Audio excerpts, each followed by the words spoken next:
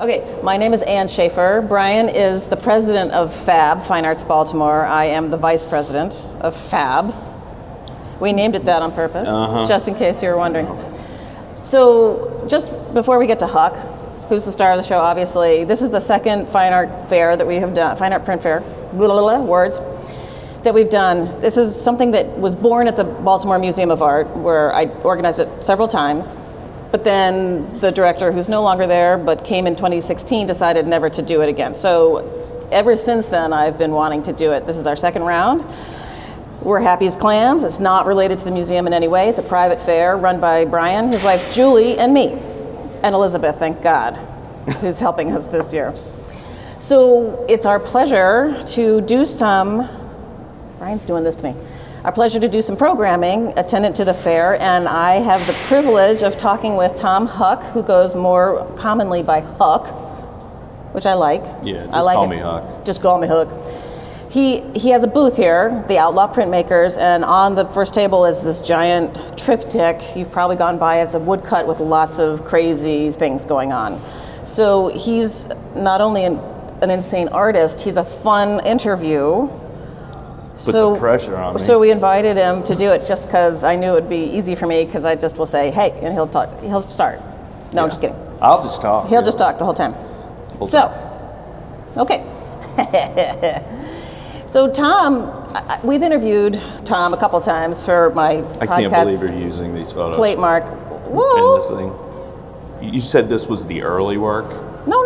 This You're is early. the early work. This is formative moment. Yeah, it is. Right? Yeah. I mean, there's an altarpiece on your table. Yeah. Yes. And See it all where goes. some of it comes from. All goes back to this, right? Yeah. Okay. Tell us what's going on here.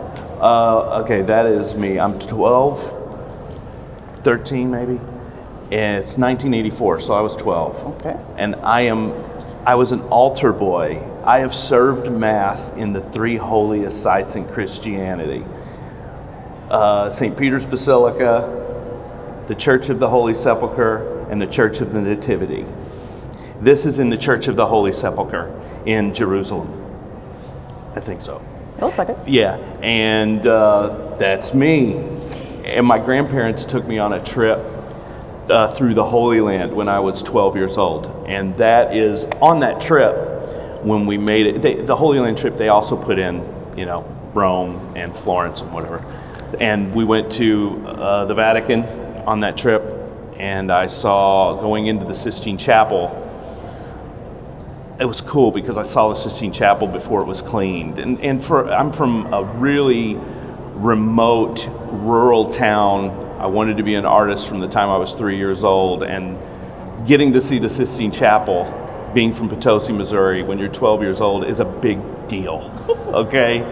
And I was really excited about it, but there's a gallery that runs before you walk through. They have work up before you go into the chapel, and they had Durer's Apocalypse up.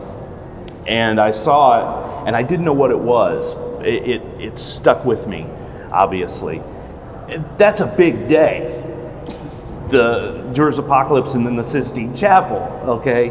I came home, and my parents, 5 weeks later, took me on a family vacation through state parks, ending up in DC at the National Gallery of Art, and I saw all of Durer's Apocalypse 5 weeks later.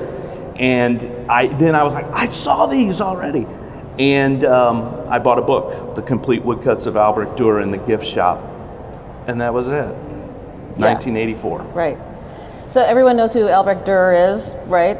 1490s through 15, whatever. Yeah. So Hück's sporting a monogram shirt, that AD for Dürer. And Dürer has never left his soul. I think I pulled a few. So, favorite print of all time? This is my favorite print of all time. Right, why? It changes for me. It had changed over the years. My top 5 favorite printmakers are Dürer, Posada, Goya, Hogarth, and Daumier. Those are my 5 favorites, and there's a lot of in the back 20, like Bruegel and all that. But this print, the reason that this is my favorite is because of the story that goes along with it. Where it was a gift from Portugal to The rhinoceros The was. rhinoceros was a gift from a rhinoceros. A was a gift to the emperor, right? I think so. Maximilian. Was it Maximilian? And it died. The boat sank during its transport, and Durer got the notes and visual descriptions and decided to do a print of it, having never seen a rhinoceros. It's pretty amazing, and it's kind of what we picture a rhinoceros in our head as still to this day.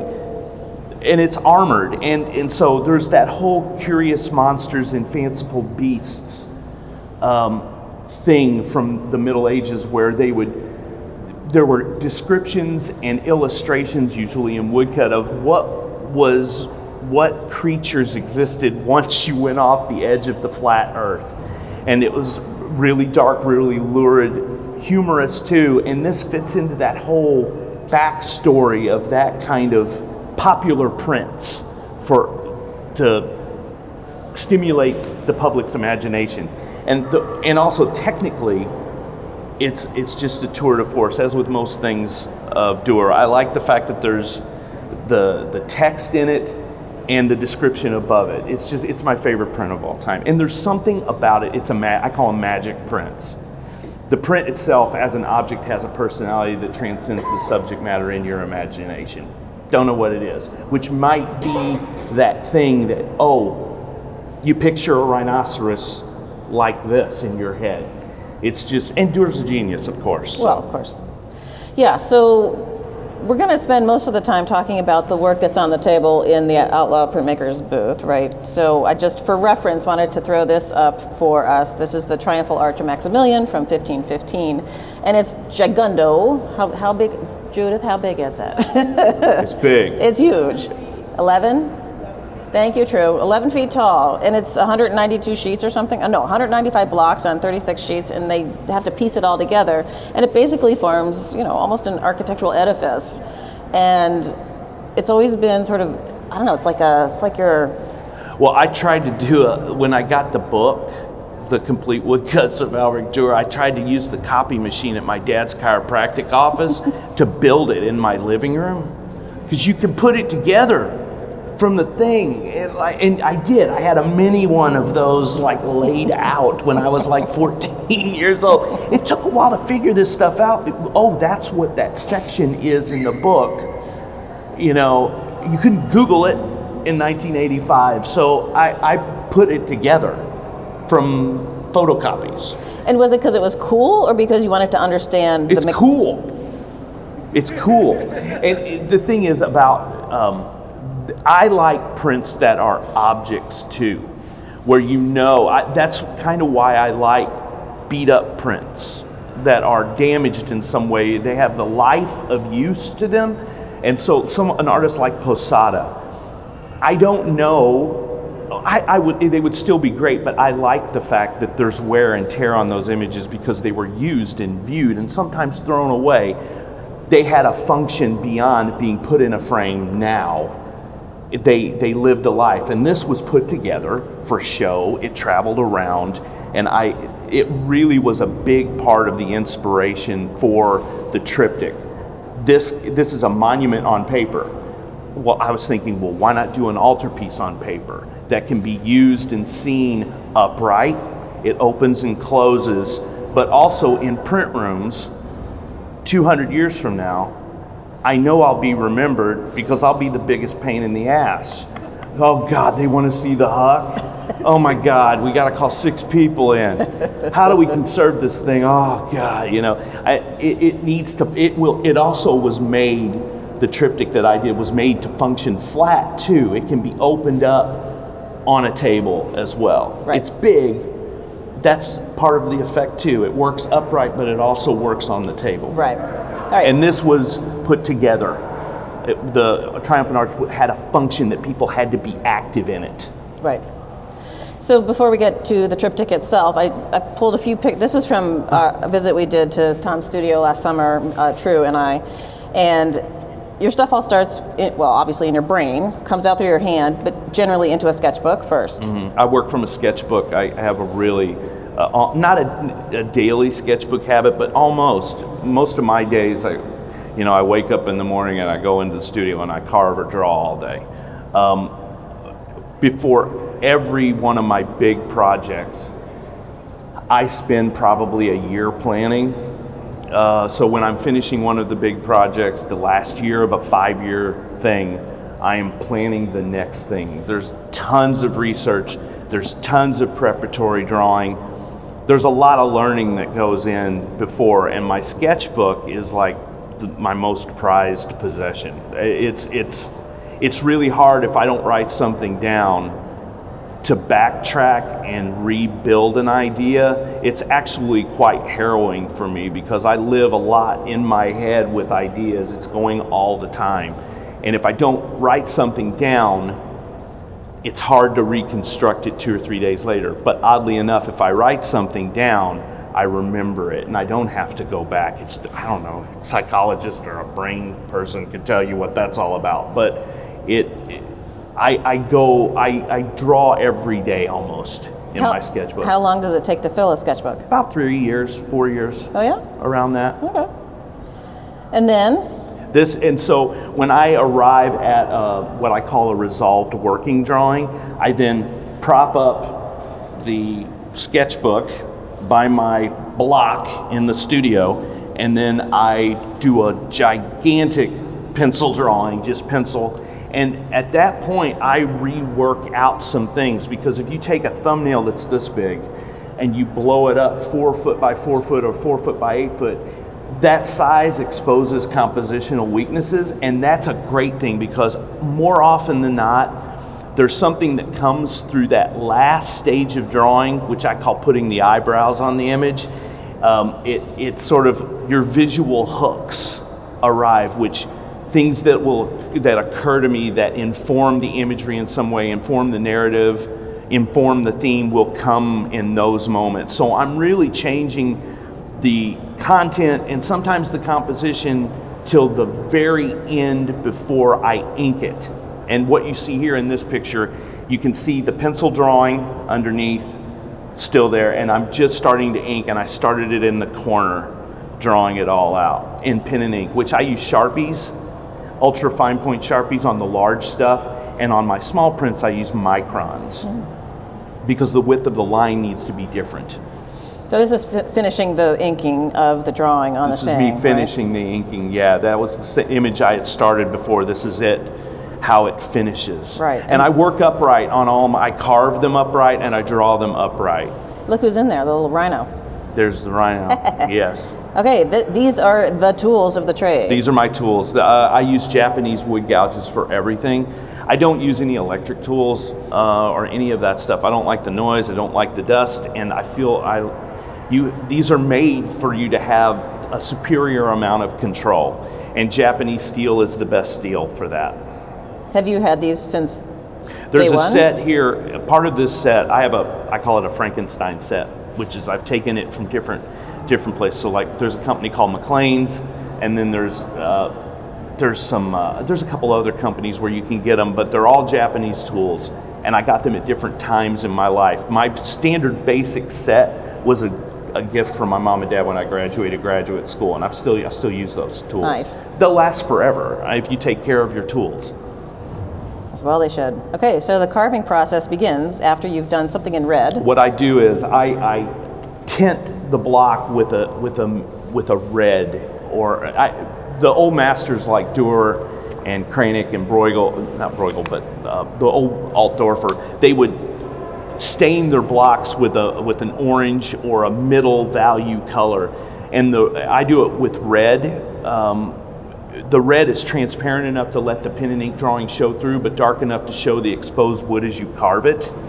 Otherwise, it's naked wood against naked wood, and that isn't always a good thing, because you cannot see what you're doing. And also, I will add lines in if I see it fit as I go, and you can add a line in with your tool, or a dot or a dash. Gotcha. Typically, one of those blocks, that big center panel of the triptych took about, normally, if I'm not under a deadline, it's about a 9-week thing. I had to do this because I was going back and forth to Scotland to do a Monkey Mountain Chronicle, which is the title of the project blocks that you're seeing here and what we have in the booth in the fair. I was going back and forth to a shop in Scotland. It was a collaborative effort between my shop and their shop. And this is in Scotland, imprinting it. I would draw the block here, ship the block over, go over there, and then I did 9 weeks of carving in 6 weeks. It was brutal. Oy. I don't usually work like that. But you were carving in Scotland. I mean, carving. Can't be well, bad. I didn't get to see much. Well, there is a thing in Scotland. They go to the pub at 4 o'clock, and I couldn't really come back to carving after that. So I had to get up earlier in the day. After being at the pub early, I was like, oh my God, I've got to not do the pub time with everybody. Right. So when you go to ink it, you talked about rolling in multiple directions. Two people. Change the direction of your rolls so that in wood there are low spots. It's just a natural thing. And if you change the direction of the rolls, you're gonna get those. And even after that, sometimes you can look at a block and you'll still see a dry spot. You go in with a smaller brayer and you just load it full of ink, but then you have to finish it with an overall roll. Otherwise, you'll have roller marks. You'll see that little spot. Yeah, and I use a lot of black in my imagery, where an artist like Dürer would have carved that white. I took the use of heavy areas of negative space black from the German Expressionists. So I'm about 90% black line cutting and drawing, which is you're carving around the black lines to basically, back in Dürer's time, to reproduce a pen and ink drawing for the masses. And I'm about 10% white line. Whereas if there's a black car in the picture, I'll carve the white highlights on the black car. I'll just wing those and do it. Maybe a loose chalk drawing and then carve those out. But I'm mostly black line cutting. And so you have to, low spots will show up more frequently in large areas of black. Because they're so big, you can't print it on your own. It would be impossible. So help it. Printmaking is inherently very technical. Well, and it's you need people. Yeah. Right. Yes. Okay. I included this because you can see it flat and that it's folding in on itself. I think this was the template. Yes, the it was. The first one we were trying to figure out how to do this.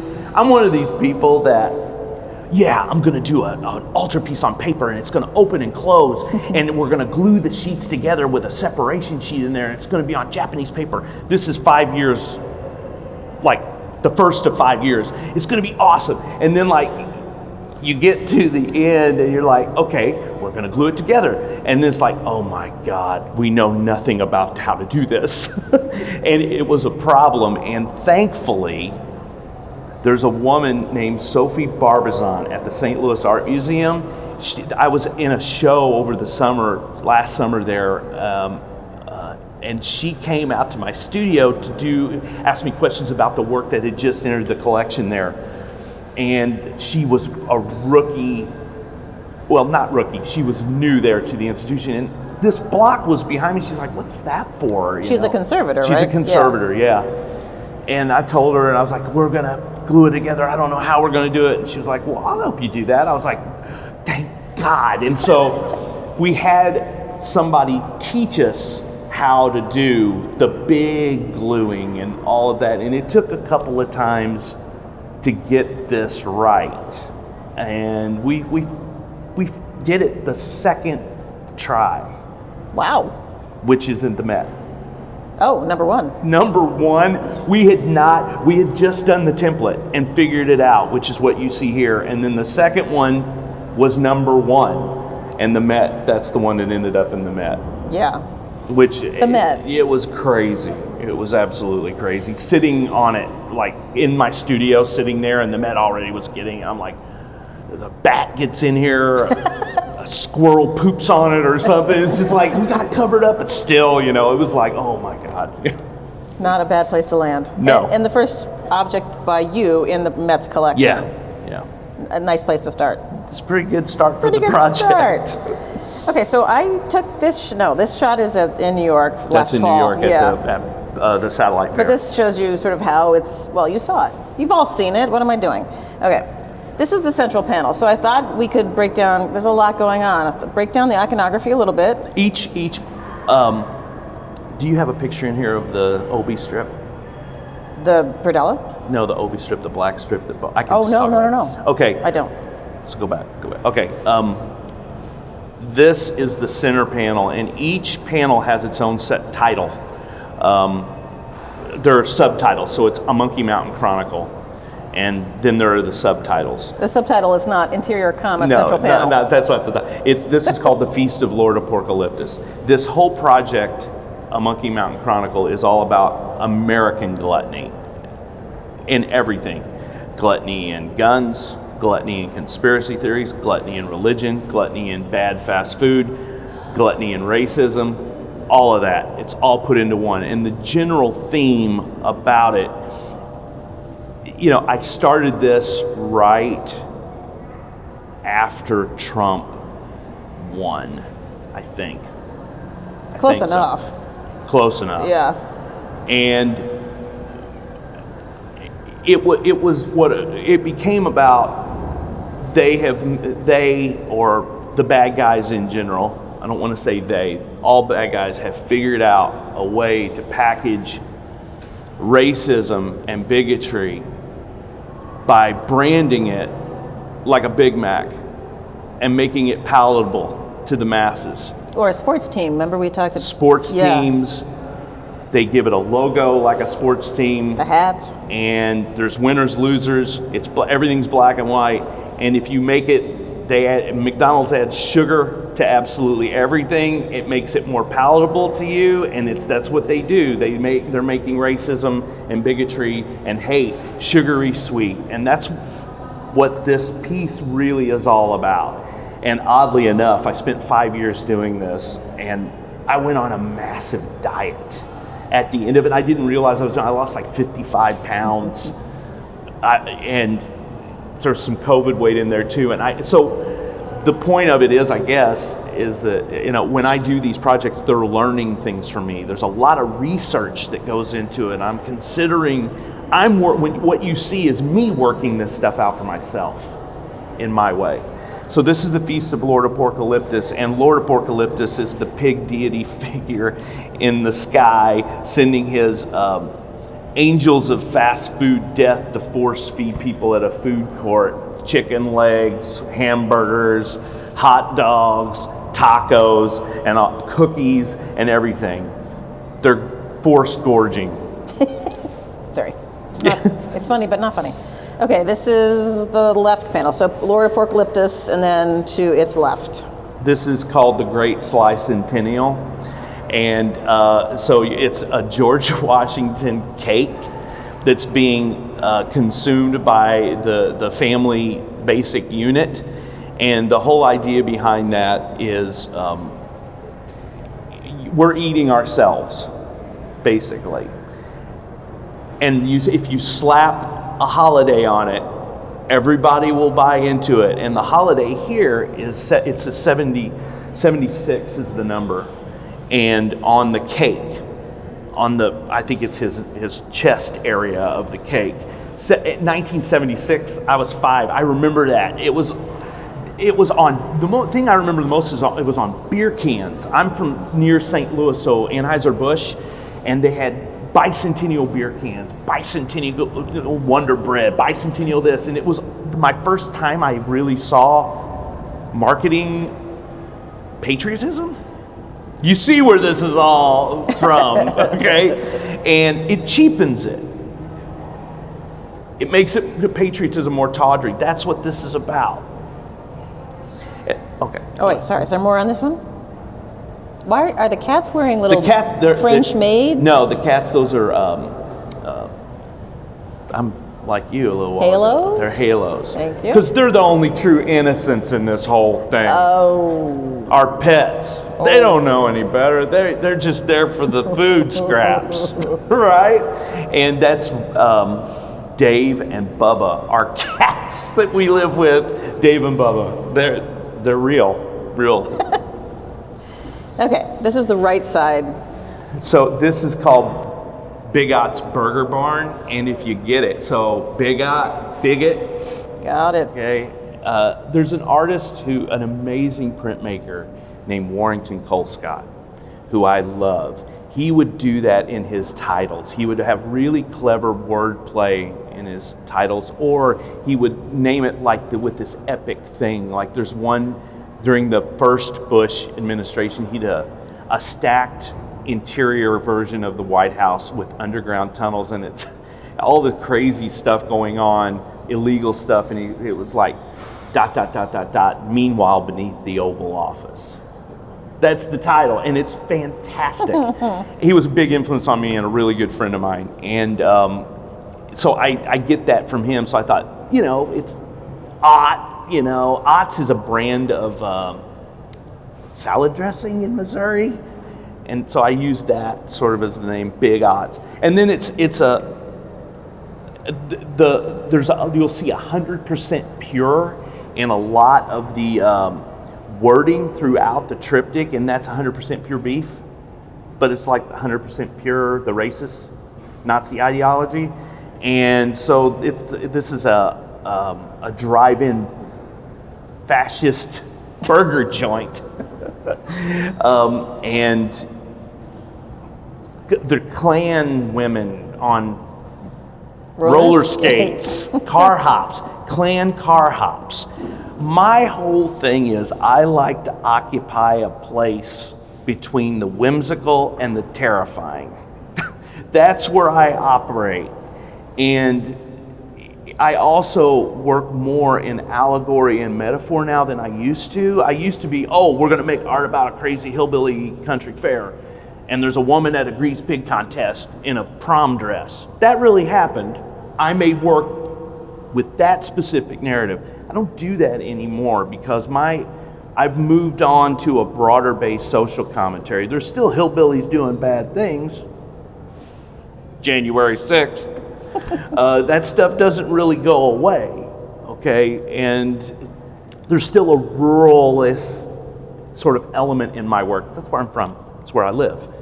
And so I'm always trying to figure out a way to technically draw the viewer in with beautiful marks, and then get, like Bosch, getting the viewer in, and you don't exactly know what's going on, and then you've kind of figured it out, then you're freaked out, then you're repulsed, then you run away, but then you're like looking around the corner, it's like, hey, I want to go back into that haunted house, and thereby hammering home the point in a very different way.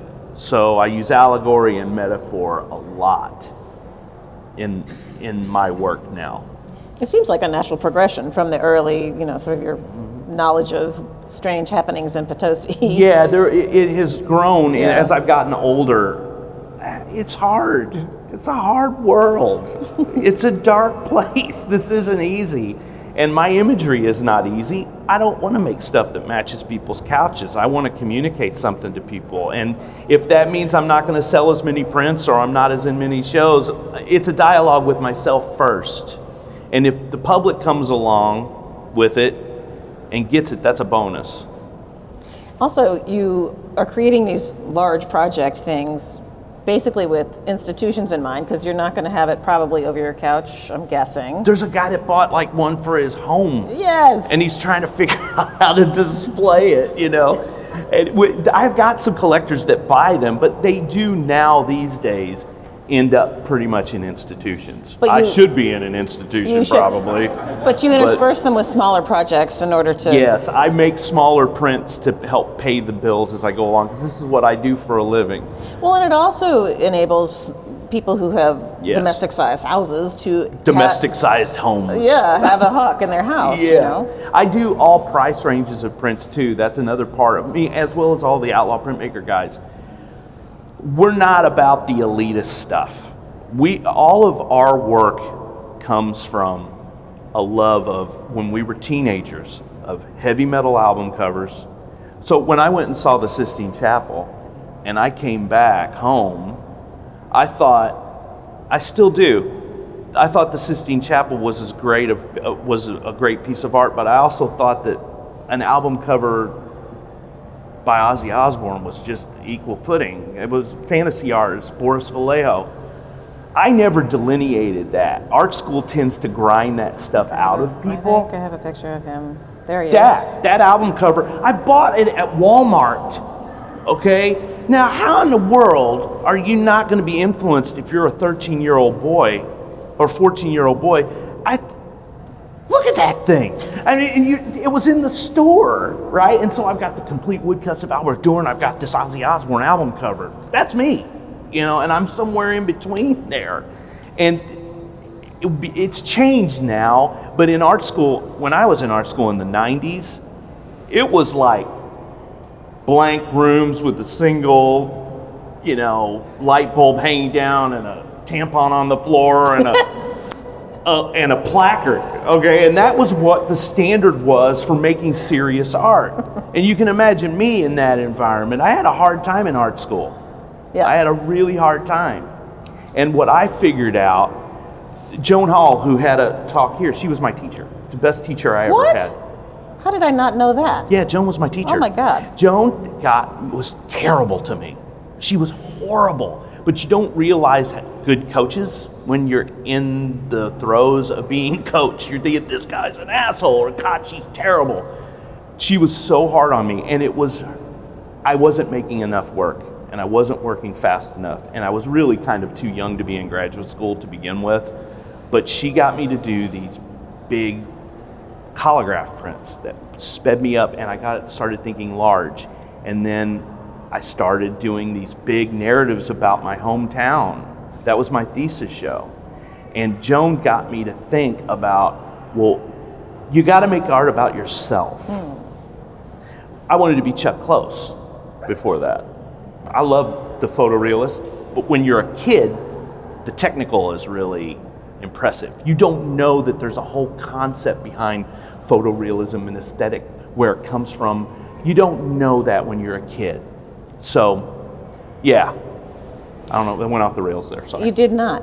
But you also told me not too long ago that there was a professor that came and gave you a critique and gave you permission to be funny. Around the time that I was with Joan Hall and I was in graduate school, I had a terrible critique. Like the worst crit in the history of art school critiques. And it was really the worst one. Like, there were members of print council in town. There was the dean of the school was there. Chagoya was there. What? Enrique Chagoya was there doing a visiting artist thing. And I showed up with blank white walls, and there was no tampon or light bulb there. It was like no concept. I wasn't making any work. I had locked up creatively. I didn't know what I wanted to do. And I always told a lot of jokes, but in my mind, and I had a background in print history basically from the time I was 13, but it never occurred to me that I should do that. I thought being a serious artist was conceptual. Because that's what everybody was doing at the time. What was in the Whitney Biennial is what they teach in art schools that season. It's just the way it is. And I wanted to draw. And a guy named Doug Dowd, who teaches illustration at Washington University still, he came in, he was one of my advisors. And I had my sketchbook out, and I had a book by Warrington Colescott. I was just a fan of that kind of work. And Doug's looking at my sketchbook, and he's looking at the Warrington Colescott book, and he looks at me, and he knew I was having trouble, and he's like, you know what, Tom? It's okay to be funny. And I really respected Doug. Doug's a printmaker. And I never heard that from somebody ever about art. No, never. It was always serious. Everything has to be super serious all the time. And you can still be serious and be funny. A la comedians, there's always And I needed that permission from an authority figure that I respected, and it exploded. My mind exploded with the possibilities, and the first thing I started doing was making work about my childhood and my hometown, rural America. There's crazy stuff everywhere in this world. In the city, in the country, small towns have their own unique, big towns have their own unique craziness. And I had obsessed over the history of prints when I took my first print class as an undergrad, but it just never occurred to me to be a social commentator. It just never, until that moment. I thought I need to do what everybody thinks is serious, not knowing that it was just as serious. It was the day Hück the artist was born. Yeah, pretty much. Yeah. The print person that was born was the day I did my first print. And then I was in a printmaking class, beginning printmaking. I took it as an elective to graduate because I was a drawing major as an undergrad. I got my BFA in drawing, and I needed to fill an elective. It was going to be that, printmaking, or ceramics. I don't know what would I. And this girl that I had a crush on was taking printmaking. I had been in a summer drawing class with her. I was like, well, Beth's taking that. I'm gonna take that class. She dropped it like the week before, and then I did my first print. And when I pulled the paper off of that print, it was a woodcut. It didn't matter that it was a woodcut. It could have been anything. It could have been an etching. Could have been a screen print. When that paper came off, it was like a spiritual knock you on your ass moment. And I obsessed over the history of prints because I already had Dürer in my back pocket. And I went to the library, and I swear, it was like jumping into a swimming pool of intellectual joy. It's a rich world. It's very rich. Yep. And I was still in the technical realm impressed. That's where it was. I wasn't thinking about what they made their work about yet. I was really young. I did my entire undergrad in 3 years, and I went straight from 8. I was in graduate school at 21. I did everything in 5. I did my MFA and my BFA in 5 years. Oh. I skipped a year of undergrad because I got kicked out of art class in high school. My freshman year, art club is what they called it. And my mom was so excited about me having some like structure. Tommy's gonna have art club, thank God he's a freshman in high school, he's gonna have something. And I got kicked out the first day. And the teacher, like in the movies, grabbed me by my ear and took me down the hall to the counselor and said, I don't want this Hück boy in any of my classes ever again. So I had to study hall for 4 years. And my mom freaked out. And so what she did was she took me 45 minutes away, 2 days a week, for 4 years. She drove me to college classes at night for beginning drawing, beginning painting, beginning sculpture. There's a community college in the town where I live now. That's where I went. And so when I graduated high school, I went summers. I transferred 60 credits in. And I skipped a full year. They transferred all my classes. Amazing. So, well, that was great. But then I went straight into graduate school at Washington University, and I should have taken a year. I was really young. Everybody else was like 28, 31 too. And I was like 21 in grad school, a 2-year program. And that's fast. I didn't even have that third year that a state school usually has, where you can kind of mess around for a year and I didn't have that. So I was under the gun. It all worked out, though. It did. It worked out. A few years later. Yeah. Okay, so this is the back side, the central panel on the back side of the triptych that's on the table. This is called Mr. Wiener McPicklehead's Cat Bats and the Gooey Guardian Girls. Now, the Met got this, and they put it up on the website. You can search for it, and they put it up, but they don't have the pictures up yet. And Nadine Ornstein wrote the description of it, and I read it. I was like, this person needs to be in a loony bin that did this. This person's crazy. Oh, the way she wrote it? Oh, her description of it is like, oh my God, she described what's going on in that really well-written art historical way. Mm-hmm. Like it's in Jansen or something, but it's like Mr. McWiener Picklehead's cat bats are doing this, and it's like, oh my God, what is this? And there's not a picture yet. No, there isn't. It's just like no image available, and you're like, oh my God, I kind of want it to stay that way in a way. So and what this is about, so if you look almost halfway, there's almost a horizon line. That's the edge. That's the flat Earth.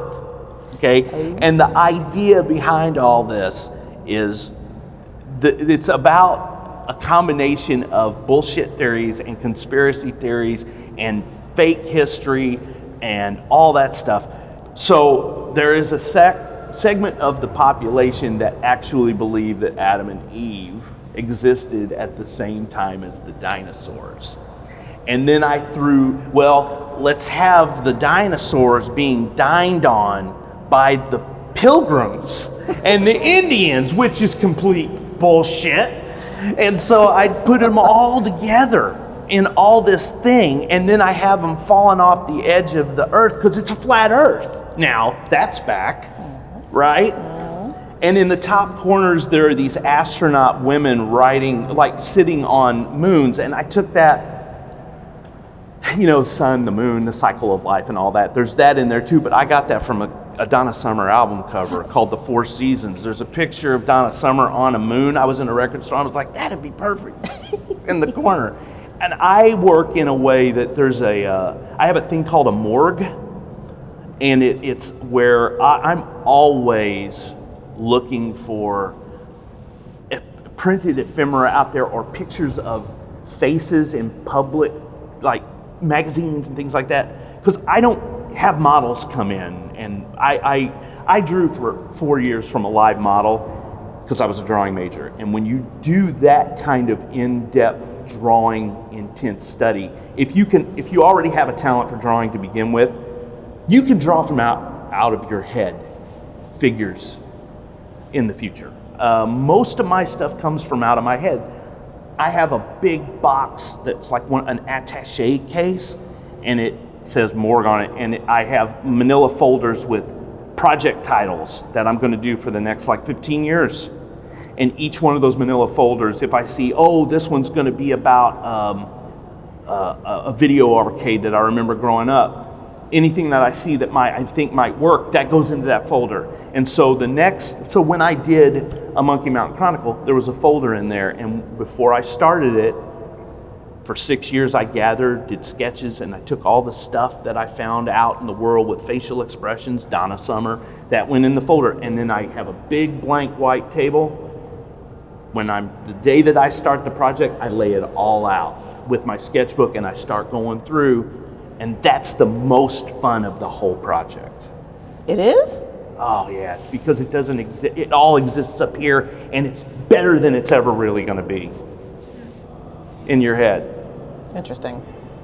Yeah, and I'm learning about the subject too. Like this one, I watched Super Size Me probably 10 times. Oh. All that stuff. It's not as if I'm the first person to parody McDonald's.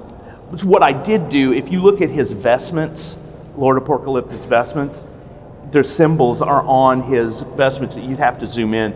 I figured out that if you take the McDonald's symbol and you put it end to end, it makes a pig snout. And so that's the logo for a Monkey Mountain Chronicle. Here. It's called, when I taught, I used to call that a visual and narrative leap. That's something that came about when I say you're putting the eyebrows on it. It's a visual hook that gives it that little extra kick of satire that clicks in someone's head that might not be obvious right away, but if you find it, it sticks with you. Okay.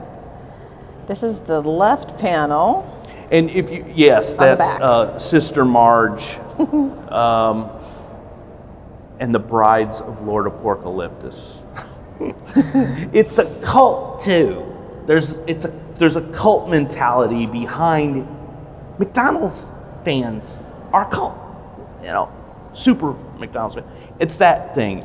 And I made her up, but she came from, if you go to LordApocalyptus.com, I did a whole website of the making of this all 5 years. And you can see every stage of the making of it. And I also have all the ephemera from my morgue posted on there too. And this was a picture of a woman from a Cirque du Soleil. And she had a big, she was like a rockette dancer, and she had a big, barrel-shaped donut thing. It wasn't a donut. I made it a donut, and I used that, and it's the same exact pose that she's doing, like she was doing this, and I put a spaghetti lasso in her hand. It's working this out. And so this is really about the following, the cult following of it, but it's also an entry to the altarpiece. Because if you know about altarpieces, there's always tends to be a male and a female devotional figure of some sort that is your window into it. That's what this, and this is Papa Apocalyptus. He hasn't died yet. He's still the papal version of Lord Apocalyptus, and he's on a giant cookie, a giant chocolate chip cookie. With platform shoes. With Kiss, Studio 54, disco era platform shoes. And I did that because I needed him to be the same height as Marge, who was in a bowl of spaghetti. Ah, right, there you go. See, she's in a big bowl of spaghetti. Right. So those are things that come about. I haven't really explained this.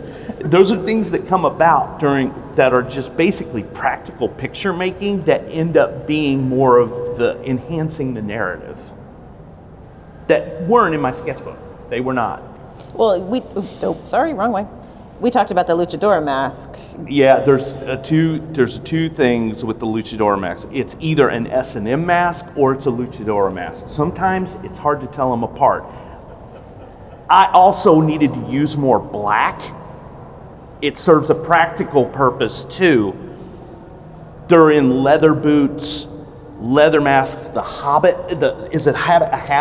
The Habit is naturally black, although there are blue and white ones too, but this one's black. And they serve a pictorial purpose to anchor things because this is a solid white background, which are Duer stars. Those are Duer stars that are in the background there, repeated. Unusual for you to have such an open I background. never have done it. That's the only time. Yeah, and then of course, when it's folded closed, this would be kind of as if it were a book. That's the title page, right? Go back. Go back. Yes, sir. If you look at the edge of this, it's an irregular edge, and here's a little behind the scenes crisis, secret thing that happened on Thanksgiving, oddly enough. I was working on the outer panels, which were the last things that I did. And it's Thanksgiving night, Jen's up in the house, cooked all day, her dad was in town, and I'm sitting there and I'm looking at it, and it occurred to me that I made them too big. I made the outer panels too big because during COVID, the printing part of it and the carving part had to shift to my shop because it was cold. We couldn't go back to Scotland. And I went by the centimeters. And it was this much too big on either side. And so I called up, that night I freaked out. And I called up a graphic designer friend of mine, and he at 1 a.m. drove an hour out to my studio. Jen was like, "You're not coming to Thanksgiving dinner, are you?" I was like, "No, this is terrible." Josh, my friend, comes out and he digitally took a picture and digitally went in and figured out what kind of an irregular edge we could do to make it work as a single image when it closed. And what happens is and this is a fluke, when you close it, you can't see. It was originally just going to be hard edge against hard edge. Now there's an overlap and it fades. It looks like a single image. That was a total accident that worked. And it has a tattered edge to it, which I like, which I had done before by hand in a print of mine called The Transformation of Brandy Baghead. It was all the birds on all the edges were hand cut out, and that's sort of where the idea came from to save the day. And it worked, thank goodness. Well, in big projects like that, there are things that are going to happen that you're going to have to make things work. Right. Okay. And then there's the portable predella at the bottom. The predella originally was going to be a fold down from the top, and it didn't work because of when it closed. It was, if there was any bit of humidity, it would really throw everything off. And so I'm like, what am I going to do? I'll just have the predella in there when you open it, and then by hand you just take it and put it at the bottom when you're looking at it. And I called it a portable predella. That's the title of it. Right. And this is where it's basically the slogan that goes along with the whole project. We eat, we sleep, we hate, repeat. And on the flip side, this is a woman with cookies and stuff on a tray. That came from an ad for Pillsbury baguettes or some shit. And I had that picture and I used it. It's on the website.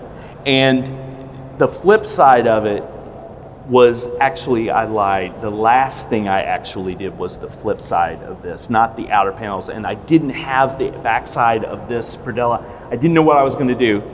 And during COVID, a person was helping me renovate my studio, a childhood friend named Billy Boyer. And he raised tomatoes. And he killed himself. He was a contractor during COVID and he was out of work. And Billy committed suicide during the making of this.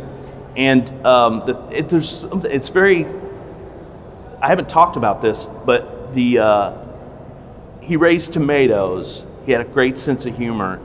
And when people commit suicide, they write themselves out of history. The family, it's too hard to talk about. They write themselves out of history.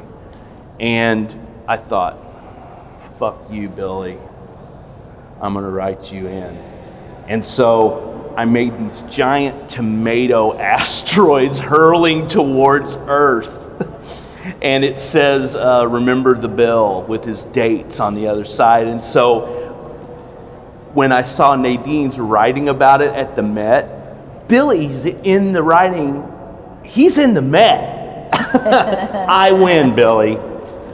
Nice. So that's what that's about. I love it.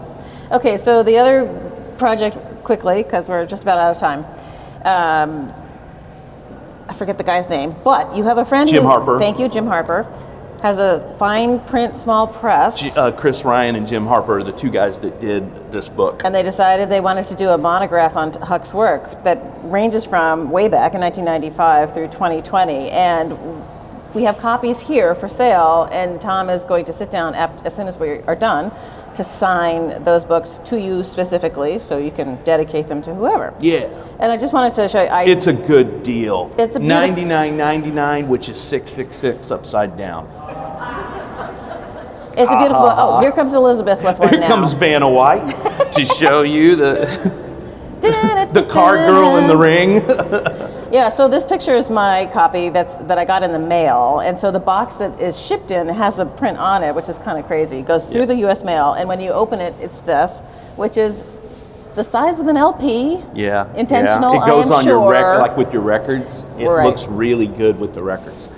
I had, other than being interviewed and approving the final pages and the final text, for 4 years, they did this through COVID, before COVID, through COVID, finished it.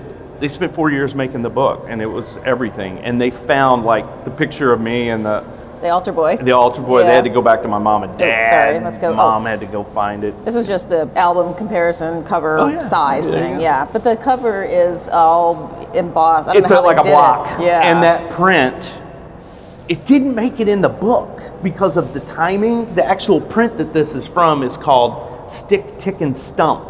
And it's 3 possum cooking a human foot around a campfire. It's that world turned upside down that they used animals. Like I have a tattoo of rabbits by Van Meckenham, I think, roasting a hunter over a fire. Oh, right, There's a whole right, world right. topsy-turvy turned upside down. That's what that's Gotcha. And you'll be signing these. I'll sign them after. Signing, Yeah. exactly. But inside the book, they've got not only images of the works itself, but several pages of these spreads from several sketchbooks, which are fantastic, including Frank Zappa. I love that portrait of Zappa. This is, you get to see my these are what my sketchbooks This is look your like. brain. Yeah, this is everything. Yeah. A lot of times they're part journal.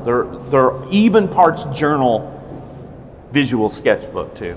And the photography is fantastic. There's lots of details in there, so you can get really close and see really what's going on and how Tom carved the forms. They Like all this of water the, here, all it's of nuts. the imagery, all of the images prints were shot from a single source. Marianne Simmons, who ended up donating all of this to the St. Louis Art Museum, what they didn't already have, and that made St. Louis Art Museum my archive. So, but they took it from one person's collection, and so they didn't have to go around, but it took a long time to shoot all of them. So, because Marianne had one of everything for 20 years. And if you don't know and haven't made the connection, Marianne is here as Wildwood Press, and she's next door to Outlaw Printmakers. So she has been Tom's benefactress. She came into my studio with her husband Ted when I was packing up in graduate school. I was packing up the studio. I just had my thesis showing, that's it, of the big drawings. And she just knocked on the door and came in one day and she was like, "So Huck, we want to buy one of everything you do from now on." I was like, "What do you mean? Why?" Why? And she was like, "Dear, it's called a subscriber." And I was like, far out. And she did, up until a year ago. It was one of everything I did. Everything, number 3 of everything. Oh, right. And so this is yesterday. It's yesterday. Yesterday, Yeah. us in front of the triptych, yeah. Yeah, and that's really it. Yeah, that's where I stopped the slide. So if anybody has questions for us, great. If you don't, we'll move on to signing books. Yeah. Okay, Richard. Yeah. From your logging and research, is it all analog first? It's What- never digital, I don't think. Never digital. Yeah, so the question... I have to have the tear out. Stop. The question is, for those at home, thank you, I forgot. is everything analogs? Is there any digital anything in the planning? No. I have to have hard copy. Like just coming out here, just do the price list on your phone. No, man, I want it printed out. I have to have it in my hand and be able to grab it. I don't do this. Oh, what's a chicken head look like? And now my eyes are screwed, so it's like, now I gotta have it big. No, it's all analog. Well, I mean, that's, I think, a factor of our generation, too. Like, That's us. I have to have a list, a to-do list. I can't have it tucked away Yeah. in some notes thing, because I'll Yeah. never look at it again, Yep. right? All right, anybody else with a question? They're scared. They are scared of you. I carve on cherry plywood. The fruit hardwoods are the best. Artists in Dewar's time, they used apple, cherry, and pear. And if Dewar would have had plywood, he'd have done stuff as big as I do. But he didn't have plywood, so that's me like carrying it on in a bigger way. His prints were huge. They were in big. their day. Those Yeah. were big, They were big. full sheet woodcuts. So Yeah, so Tom is not unusual, but he is an artist who has paid very deep attention to the history from which he is now, generated, and is carrying it on in a way that I think a lot of artists just kind of leave off and leave behind, which I really appreciate, of course, because I'm a print historian also. And I think it's unusual, but you're doing it so methodically, and you're getting yourself placed in places where people will see you, and Lamette, etc. And I think it's I didn't think it was good. I thought, It all man, worked out, man. if I could like, maybe sell a couple of these things and get some hot dogs to live off of for a couple more weeks. That's back in 1995. I didn't at first think that the museum thing was possible. That's such a far thing. And then I got really lucky. I worked really hard. I still do for a long time, and I got really lucky that some really famous, well-known, respected, big-time print world people paid attention to me right away. There's David Keel, Jack Lemmon at Landfall Press, Jerry Cohn. Jerry Cohn at Harvard, who didn't believe my name was my real name. Oh, this is awesome. His middle name is Andrew. So it's really Tom and Huck. And I'm from Missouri. Tall tales, satire. She was like, this is not. I showed her my driver's license. She was like, all right. But it's the thing about the history part of it is that when I started making prints my junior year, I wanted to be a part of the history of it. I wanted to be part of that history. And this is probably a good way to end. Every day when I wake up and I go to the studio, in all seriousness, I have to make prints that are as good as my heroes made. If you're a guitar player, you want to play like Jimi Hendrix. If you're a writer, you want to write like Ernest Hemingway. If you're a printmaker, you want to make prints like Dewar. And I make prints that I want to look at first. So there you go. There you go. Mic drop. Thanks, Tom. Thanks.